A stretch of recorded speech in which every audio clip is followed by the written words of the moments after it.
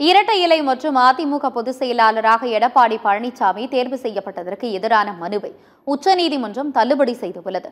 அதிமுக பொதுக்குழு தீர்மானத்தின் அடிப்படையில் எடப்பாடி பழனிசாமி பொதுச் செயலாளராக தேர்வு செய்யப்பட்டது செல்லாது என அறிவிக்க கோரிய வழக்கறிஞர் சூரியமூர்த்தி என்பவர் சென்னை சிவில் நீதிமன்றத்தில் வழக்கு தொடர்ந்தார். இந்த வழக்கை நிராகரிக்க கோரி எடப்பாடி பழனிசாமி தாக்கல் செய்த மனுவை விசாரணைக்கு ஏற்க மறுத்து சிவில் நீதிமன்றம் கடந்த ஜூலை மாதம் தள்ளுபடி செய்தது. இதையடுத்து சென்னை உயர்நீதிமன்றத்தில் எடப்பாடி பழனிசாமி தரப்பில் மேல்முறையீடு செய்யப்பட்ட நிலையில் சூரியமூர்த்தி சிவில் நீதிமன்றத்தில் தொடர்ந்த வழக்கையும் நிராகரித்து உத்தரவு பிறப்பிக்கப்பட்டது. இந்த உத்தரவை எதிர்த்து சூரியமூர்த்தி சார்பில் உச்சநீதிமன்றத்தில் மேல்முறையீடு செய்யப்பட்ட நிலையில் இந்த மனுவை நீதிபதிகள் BS நரசிம்மா, ஆலோக் ஆராதே அமர்வு இன்று விசாரித்தது. இந்நிலையில் இரட்டை இலை சின்னம் மற்றும் எடப்பாடி பழனிசாமி அதிமுக பொதுச் செயலாளராக தேர்ந்தெடுக்கப்பட்டதற்கு எதிராக வழக்கறிஞர் சூரியமூர்த்தி தொடர்ந்த மேல்முறையீட்டு மனுவை தள்ளுபடி செய்து உச்சநீதிமன்றம் உத்தரவிட்டுள்ளது.